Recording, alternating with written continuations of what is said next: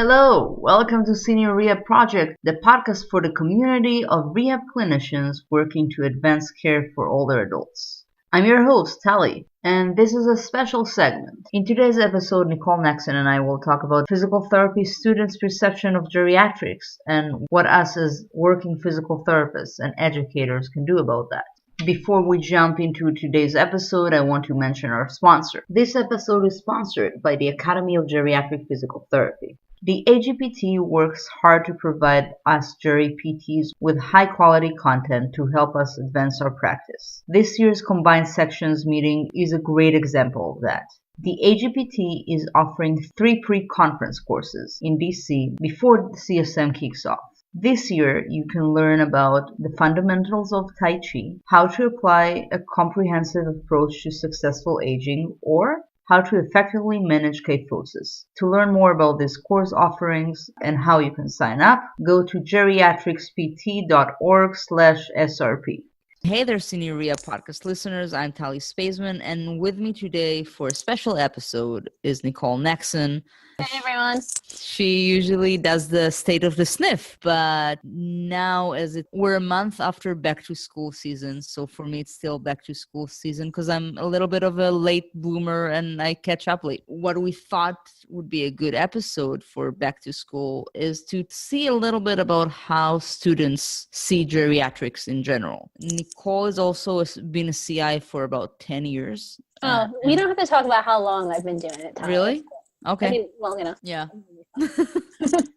We thought it would be good to talk with someone with more experience working with students in the clinic more than in the classroom about how students see geriatric. Because what happens is a lot of people don't go into geriatrics because they have either some prejudice, which they either came to school with them or got out of school with them. We're going to start with talking about an article that, as an article, it wasn't that reliable, but it did give a lot of good points to talk about. And I hope that all of you as educators, because physical therapists, whether they have students or not, are educators.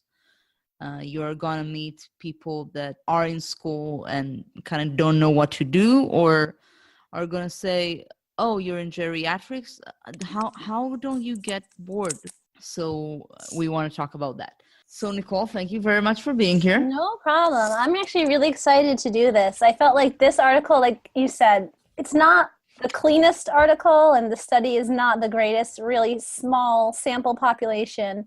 But I did like some of the things it brought up, and it made me think of a few things also. I didn't really go into PT thinking I was going to be in geriatrics either, but I remember one of our professors saying, raise your hand if you're going to be in pediatrics, or raise your hand if you're going to work with sports teams, and then raise your hand if you're going to work with the older adults. And like no one raised their hand, and she was like, no, all of you put your hands up.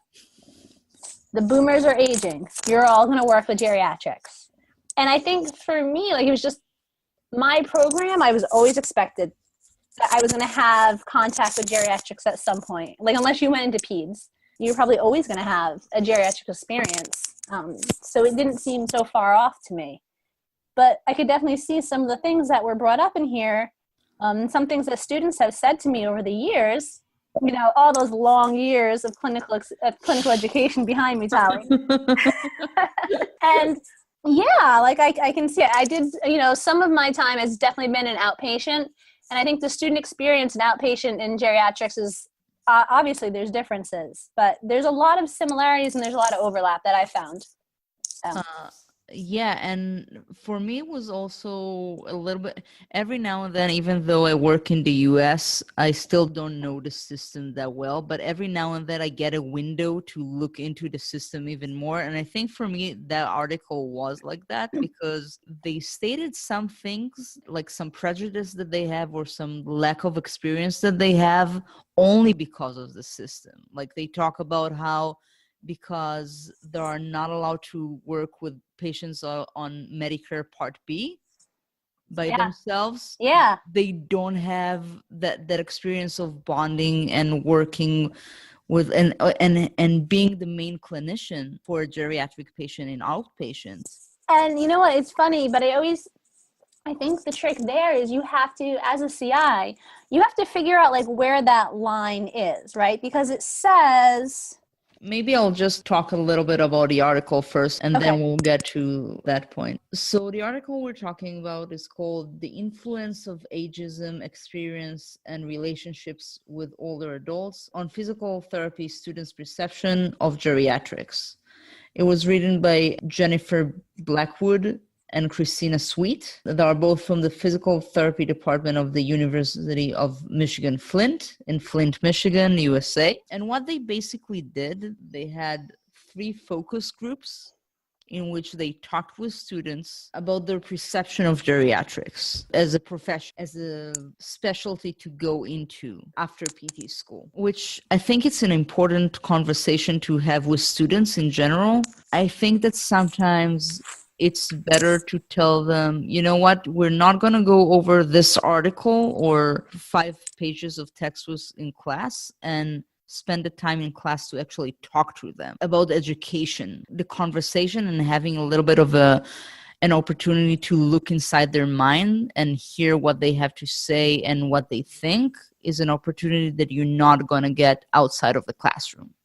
You know what, Tali? When I had...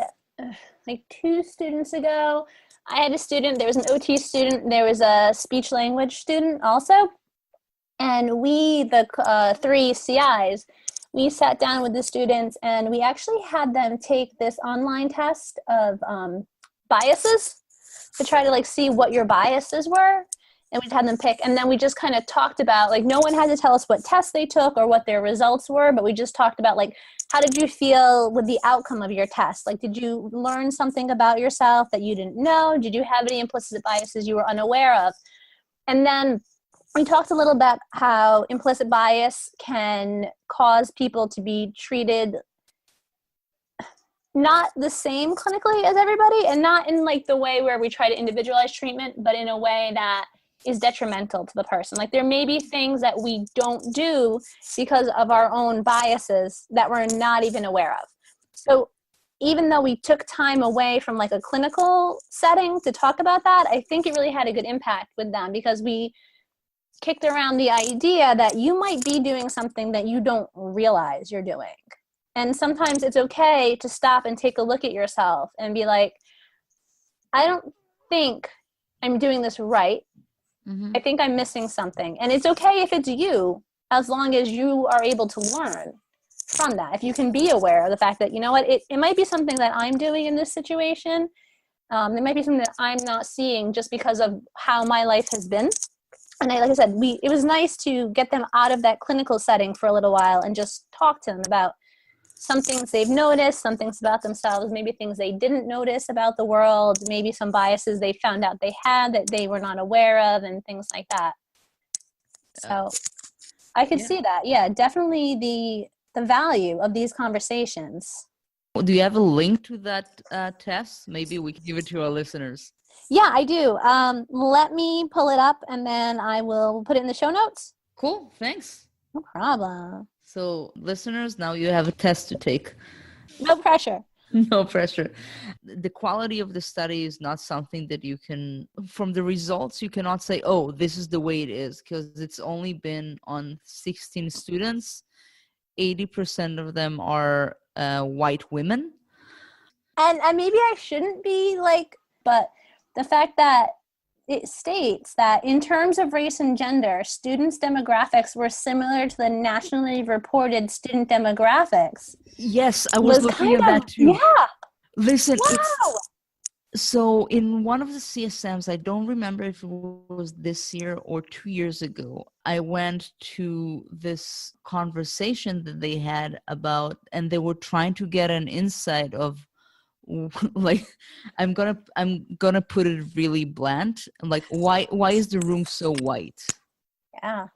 And I think there is an effort from the APTA to change it, to actually do diversity. And I went to NYU, and the wonderful thing about NYU is it's so diverse when it comes to race, gender, ethnicity, ages. There are students that are 40, there are students that are 22. And only when I came to CSM, I'm like, this is a lot of very homogenic population. But yeah, like when they said, oh, it's the same as the general population of physical therapists, it was a little bit of like, this is not making me feel comfortable. Yeah, I was, like I said, I don't know, maybe it's my own just... No, it's not just you. It was just like, wow, I didn't realize we were that white. Yeah, but in the end, they came to 4 themes of students' impressions of geriatrics via the axial coding. The first one was ageism exists in healthcare, which is... Shocker! I never knew that. The second was personal and professional experience serve as a framework for students' perception of geriatrics. Also a shocker. I don't know if they noticed that we are very sarcastic. Us? Us, never. Never! Never, Tali. But actually, that's the point that I value the most in this article. Mm-hmm. The third is that interpersonal relationships formed within geriatric practice are highly valued. It's like, I feel like if you work in geriatrics, that's a huge duh. But I could see how from the outside you may not think that would happen. I think that even if you work in the profession, it's a huge duh. Because I think that every student and every clinician have this experience, and it never comes from a book or from an article.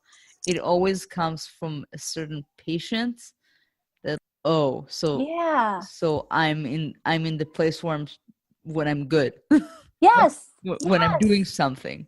Yeah, I agree. It is that feeling. It's like, oh, this is where I am, and this is where I'm supposed to be, and this is good. Like I've just done something good, and it's usually something not even like clinical, right? Like I find my biggest ones are when I develop that relationship because I know we're going to go somewhere because we've made a breakthrough, like personally. Yeah, it's never whether they lifted the arm 3 degrees higher. It's, oh, they are doing the exercises. They remember to take off the carpet because I told them that it's a full risk. And I think a huge one is that realization where they trust you. Like that moment when you realize that somebody trusts you, that you're asking them to do something that is scary, and they feel the potential for danger, but they trust you enough to go along with it. And I feel like that is a huge moment in anyone's life. And like you've gained that. And you're like, okay, we're going to make progress now because we can work together.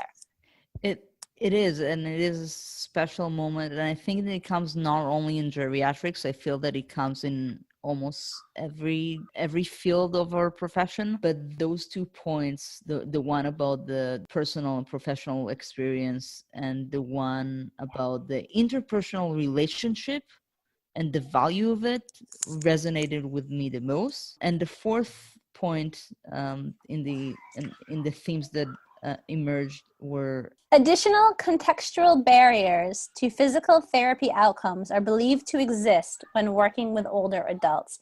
And this is what we were talking about with like understanding the system and Medicare, like how the system kind of causes a barrier. And I've seen it. And so I'm just going to read part of it, part of the study right here. Due to Medicare regulations regarding the use of students with older adults being treated in Part B settings, the ability for students to develop their independent clinical decision-making and patient management skills is limited.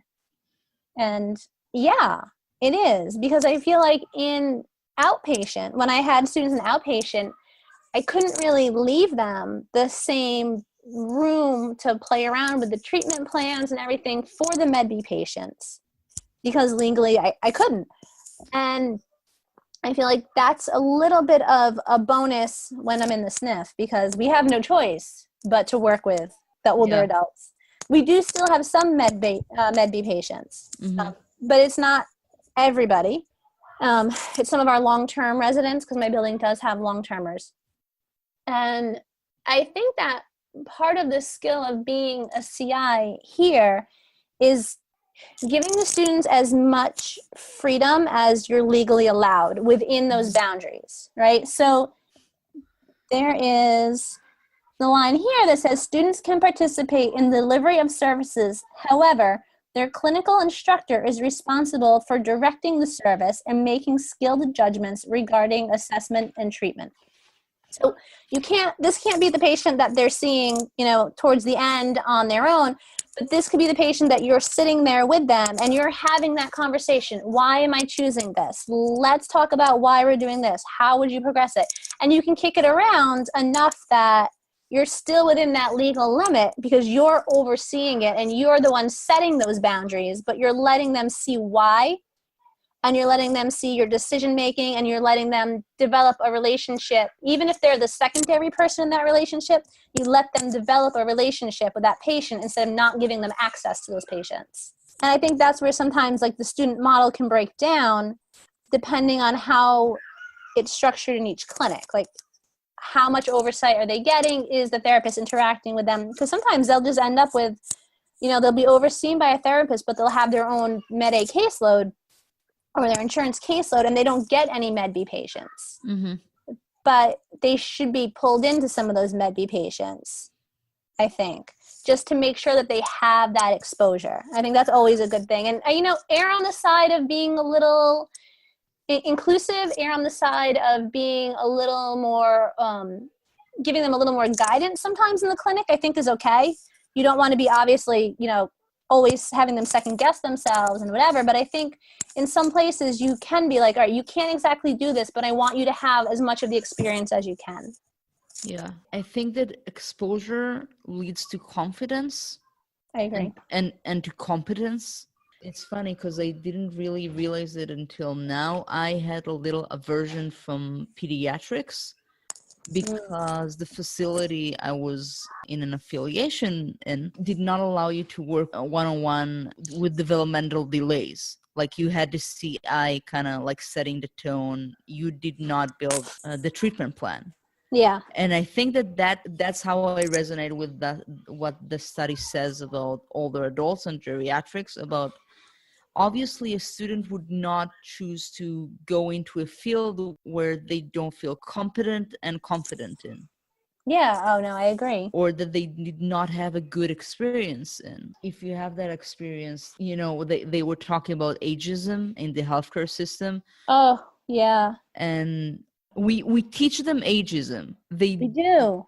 I agree. They don't necessarily come with it. They actually pretty seldom come with it. Yeah, there was a line in here that really kind of tripped me up a little bit for this first theme. So we're talking about the first theme, right? A negative perception of working with older adults can be found in clinical practice. Was that the one that the practitioner said, "Oh, why? Like you're always giving me all the older adults"? Yes, I was just like for so many reasons, I was just... That's fine education. And I thought, now there are some things that, like, reflecting on, like I've definitely said they are bedridden. We shouldn't even have PT orders on them. Like, I've said that. Because sometimes I feel like we're not the best skill set that should be in there. It should be more of an OT focus. Yeah, I sometimes feel like they call me as for like entertaining them. Yeah. But it's never based on age. It's based on capacity. It's, for example, I work in the psych unit and I had a patient with dementia and bipolar and very violent. And the staff was, "Oh, can you work with them a little bit? The one-to-one kind of needs a rest." I'm not a babysitter. I feel like that's one of those fine lines. And maybe that's something that we as CIs or as older therapists need to be aware of how we present it. Instead of saying like they're old and they don't get out of bed, why bother? It should be more like functionally this, and this. And this is why they're not an appropriate PT candidate. Yeah. I feel like we need to reframe. Yes, saying they're not an appropriate PT candidate. I had many 40 and 25 years old that are not PT candidates. Yeah, because it really does depend on, other clinical things. So maybe, just reframing how we look at, I could see that's how we look at ageism, how we look at people who just aren't good PT candidates, how people aren't progressing in therapy, and why. And I think when you have those conversations with people, it needs to be more about the why versus like, this is just what it is. Yes. More nuance in the conversation. The other line in this one that really killed me was, the students expressed a struggle with trying to gain the trust of their clinical instructor and other clinicians while trying to distance themselves from the negative communication about older adults. Oh, like a knife in my heart. Like, oh man. It is, and I put myself in the shoes of those students, and you know how sometimes children amaze you in how smart they are and how perceptive Daily. And so it's the same with students. You realize how perceptive they are and how like it's my CI and it's the staff. I want to be in the good side, but I know this is wrong. So what do I? Yeah. It's exactly like that. Yeah. And the fact that they know the unwritten rules they need to play by, that was amazing. And the fact that the teacher didn't tell them the system is, I don't want to say broken, but the system is unfair. They came and said it, that the system prohibits us from learning more. And they even said that being exposed to negative communication about and behavior toward working with older adults was surprising for students, as they did not believe that healthcare professionals, and specifically physical therapists, would exhibit these behaviors. This is why we have the Senior Rehab Project, friends, because we are shocking students with our ageism in the clinic. I like working with amputees a lot, and I did work with it a lot up to like 5 years ago. And we had a guest lecturer come to the hospital I work in, and he's from a walking school. Like they teach amputees how to walk. And he was talking, but like if I have someone over 90, of course I'm not going to do squats with them. And I was like, you are killing me. So we really need to watch how we talk and how we act. And I think in order to be a good CI, you need to be a good parent. You need to kind of observe from the side also. And if something like that happened, it's important to talk to your students less child. You know what those people did were wrong. This is not how you like. It's important to talk about those incidents. Yeah, and I think it goes back to our conversation about nuance. Like, it's okay to show that you get frustrated with things, especially when things aren't going your way. Like, no one expects us to be perfect. And if my students have ever expected me to be perfect, they have been sadly mistaken. But the trick is, like, we have to figure out how, and this goes for like our own interactions with our staff members too, and our coworkers. How do we be frustrated and still be clinically effective? I think is a conversation too that we could have as a larger PT community. Like, how do we be frustrated? Because I know that we'll have days in the clinic where like my coworkers and I, like, we're just all salty and just salty, angry individuals. But we know we still have to get things done, and we know we have to bounce back. So we're just like, kind of get it out of your system and then like refocus, and we have to move on. We'll be like, yeah, I'm sorry, I'm like just a negative Nancy today. But like, I got to work, you work through it. And I think that's, how do we frame that for students? So students can see that we're humans. We have times that are frustrating. We have experiences that are tough. We have days when we're cranky and we snap and we're not at our best, but we can rebound from that and refocus and come back to being a good, competent therapist who can move on with their day. And don't get me wrong, venting is really important in a profession like ours. And in general, I think venting is important. And it has value to show your students that you're not all, oh, goody, and it has value to show them that there are some rough times and how you handle those rough times, and that it's okay to badmouth your patients a little bit in front of your staff, because that's how we deal with stuff. Because we're all real flawed humans at the end of the day. Yeah, real people. Yes. And I think that's important too. like you said, like being a good parent, and I know everyone like has their own theories on parenting, but Yeah. with my girls, like I have two kids, right? They're 6 and 3. And I've realized that if I want them to come to me as a teenager with a problem, I have to accept that they're going to come to me as a 3-year-old with a tantrum, and we have to work through that. And I'm not saying that students throw tantrums, but what I'm saying is that like we have to expect that the student CI relationship is a two-way street. And they should be able to come to us and say, I think it would help me more if you did this, or could we work on this, or I'm having trouble here. Like you have to be able to take it not personally if they ask you to do something different than what you're doing, and realize that it's not anything on you. It's how you're teaching that person and how they learn. And I think that goes with patients too. Like, I don't know, we always joke at work, sometimes people get fired from a patient. Yes. Yeah, I mean, sometimes, like, let's be real, sometimes you get fired because you guys just you're not working. That interpersonal relationship is not happening. Yeah. You is getting it's anywhere. Totally fine. Yeah, you can't take it personally. You're like, all right, this isn't your cup of tea, mine either, let's move on. Yeah, it's like hiring a tutor. The tutor could be the smartest person, he can teach really well, but something doesn't work. And since you can't fire the patient,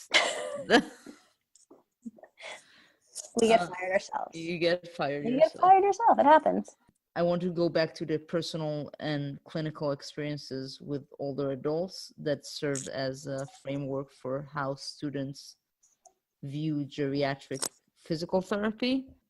I think that Erin and I talked about it once in the ageism series about how if you have experiences as a kid, you grew up around older adults, you have better relationship with aging and with ageism.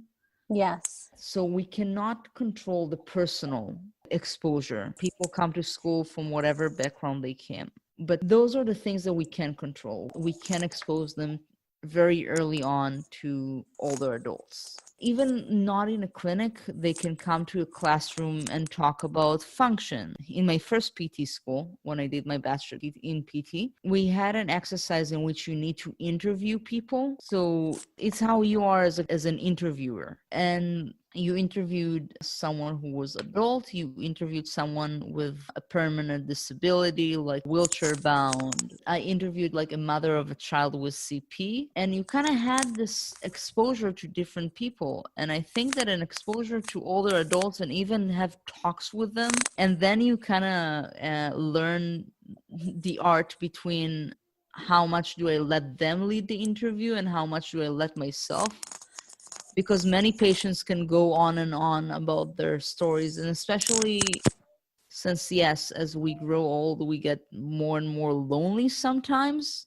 And then they have the opportunity to talk because somebody talks to you, and you still need to be the one in control because there's an aim and a goal for this interview. So I think maybe that would be a good idea for an exposure to older adults. I want to hear from you a little bit. What is your perception when you see students? Do you see that in them, that people that did have a relationship with older adults prior to them coming to the clinic are more confident? Yeah, you know what's funny? I even see it in my coworkers. Mm-hmm. When you ask people like, how did you end up in therapy or how did you end up in geriatrics? There's coworkers I have who were like, one of my grandparents was in therapy and I saw what they did and I thought, this is really helpful and this is a good place to be and this is something that I can do to make a difference. Mm-hmm. So you see that, and I think it does tie back to experiences with their grandparents, with the older adults in their life. I definitely see people who've had more experience with older adults be more comfortable with older adults just because they know, it's going to sound really silly, they know how to interact with them as people. Mm-hmm. Like they understand how you can have a conversation with somebody who is, sometimes even like 60 years older than them. They can see how to have that conversation without it being like demeaning, without like second guessing that the other person is understanding. Like they just talk to them like they're people. Yeah. And I feel like that understanding that you don't have to handle people, older adults, with kid gloves, that you can just talk to them as people. Like, they have had life experiences. They've done some crazy things. You know, they've had a youth, and they've had like a rebellious teenage years, and they've had, you know, they've been young, and they've traveled, and whatever. Understanding that history allows them to be more open to the experience and not be so afraid of having the conversations. I'm not being so afraid of like how to interact with people. And just having that ability to open the door, I feel like always leads to a student who's more confident with their clinical assessments, with understanding what the person is looking for and their goals. Like, they have, you know, their goals are more in line. They feel more confident progressing because they know that that person's going to talk to them about how they're feeling. So yeah, I feel like that's definitely true all around. It's funny that you said that, like talking to them as they are people. When I grew up, and we did have a lot of older people around, and when I came to, I did not realize that there's this specialty in geriatrics, because I looked at them as, what do you mean? Like, it's a person with an orthopedic problem. It's a person with a neurologic problem. I did not see why you need geriatric specialty. Do you feel like that's something they do differently in Israel? Like, is there a different outlook on aging? Is there a different outlook on the way you interact with older adults? I don't know how it is now, but I do think it's different. First of all, I think that I told it once before. Until I was 8, which is second grade, I assumed that every older adult, every person over 70 or over 60 that I see around me is a Holocaust survivor. Okay. That was my assumption, which is not true, obviously. But I did grow up with a lot of respect to older adults. So you look at them, you're like, they've done stuff. For example, my grandpa smuggled 3 of his siblings from Poland. Or I had grandfather that walked all the way from Iraq. And isn't it, okay, I'm just interrupting for a second, because isn't it just mind-boggling that we think these people are so delicate, and they are such badasses? Like, there's some really, you will meet clinic, and someone handling them like a child just blows my mind, because like they've done some things, like they've seen stuff, they've done things, and you're like, they've seen stuff, they think crumbled the Berlin Wall, okay? Yeah. Or as I said, like about someone that said about, oh, she's a cute grandma. I'm like, dude, she's not a cute grandma. She fought the Nazis. I had a guy one time, and like everyone, I forgot what people were saying. And then I started talking to him, and the dude was the only survivor of a helicopter that was shot down over the Atlantic. He only survived because he was leaning out the door to begin with, and he was rescued by a passing British ship. We can handle things. Like, we can handle standing up. It's cool. They can handle more than ankle pumps. Okay? Yeah, right. And if you go to the room and only give them straight leg raises and don't hear their story, you're the loser. You're losing an amazing story. Yeah. I want to go to the third point because it was the one that I love the most, about the interpersonal relationship with older adults. Yeah. It's a game changer, I think, for every therapist to have this.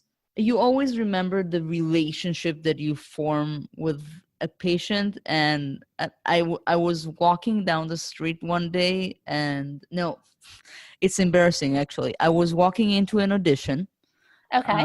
Somewhere, and the manager of the building, the superintendent of the building, saw me like memorizing lines and being very nervous. He looked at me and said, oh, you that girl that fixed my shoulder. And I don't really remember what I treated him for, but I remember the relationship and what you said about like how you see the moment in their eyes when they trust you. It's an important thing for, not for only for every clinician, but for every student. I think the point that I'm trying to say is so much of the future of our profession relies on CIs and what the impression that students get from them and how much the CI allow the students. Because if the CI does not allow for this interpersonal relationship to grow, then everybody loses. I agree. I don't have any words to say beyond that. I'm just like, okay. But I know I know the listeners can't see that I'm just like nodding along with you. So it's like I I got nothing to add, Tali. I got nothing to add, but do you ever see students that have difficulties having this interpersonal relationship specifically with older adults, that like they wouldn't have a problem having interpersonal relationships with any other client or patient, but with older adults specifically, they almost are hesitant? I've had some students who I could definitely tell were more uncomfortable with it. But so for me personally, right, no matter what level my student comes in at, even if they're like, it's their last clinical, like they're good to go. I do spend the first week or so with a lot of like sitting in introductions, almost like a week of just kind of like getting them to test the waters and meet new people, and showing them almost how to build those relationships, because it seems weird, like you wouldn't need to know. If you know how to build a relationship, you know how to build a relationship. But again, people who haven't had exposure to older adults don't always understand that, or people whose interactions with older adults has always been more of like a change of power dynamic. Does that make sense? Like if they're just used to not being able to address an older adult on the same level, that I think is more of the stumbling block. Like they just don't know how to be on a more even playing field with somebody who's older than them. And I think that's the thing right there. You almost, it's not teaching that, but it's getting them to understand that that's kind of where you are. That's where you have to be. Because even though we're building a relationship, and even though you're letting the patient kind of come to you and learn, that they're learning from you, right? Like if they're not willing to accept you as an adult, as somebody who is an equal to them, who understands this type of knowledge on a level that they may not, and they're not willing to interact with you as an adult, and if you're unable to see yourself as their equal in that space, it's going to be really hard to guide them anywhere. Does that make sense? Yeah, it makes a lot of sense. What do you say about kind of like seeing how they are in that field and guiding them? Yeah. It's guiding them more than telling them. Exactly. Like just kind of showing them like you are now at a place where you are able to speak to this person on their level. You are not, listening to them. Like this is an equal relationship. You guys are listening to each other. You're working together to problem solve. You have to be able to approach them as another adult instead of as a child or as somebody who is taking on the role of something more, I don't want to say subservient, but like, you know what I mean? Like, yeah, like somebody more like more of a submissive part of a lower part of the power balance. You need to be able to be up there and you need to be strong in that. You want to be right on their level because that's where you guys are going to work the best. How do you handle if somebody talks in a baby voice to an adult? I guess that it happens a lot. Oh.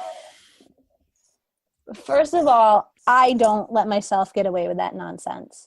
I mean, every now and then, like you do have that moment where you have somebody who's like I call it the mad dog voice. I'm more likely to use that, when like you have like the mad dog and you use that calm voice, like, it's okay. You don't have to bite me. I'm just going to go on my merry way. That I tend to go to, like if I don't want to piss somebody off. But I just, like there again, if you meet me, I seem like this very tiny, sweet, passive individual. She doesn't look passive, but she does look sweet and tiny.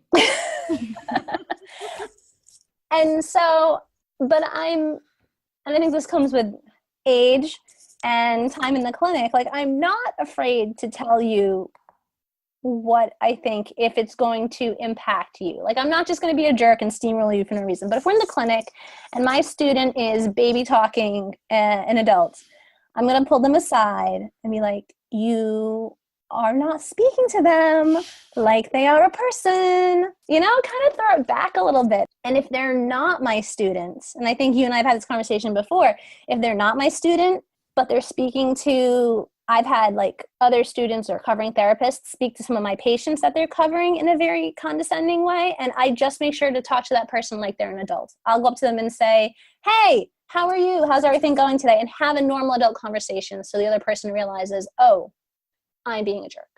So I think we've established that from a lot of conversations with students, not only in the geriatric affiliations, but with students at all, when you ask them why they chose a certain specialty or a certain field to go into, a lot of times they would say, oh, I had a great CI, or I had a great experience in ortho, or I had a great experience in peds, or I had a great experience in rehab.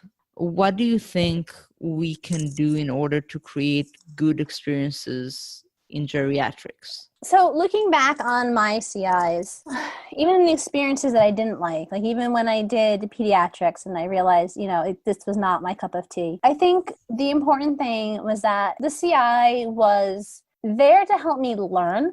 Mm-hmm. And understood that their role was to help me learn as me and help me navigate the system that I was in, but that they were not me and I was not going to be exactly like them.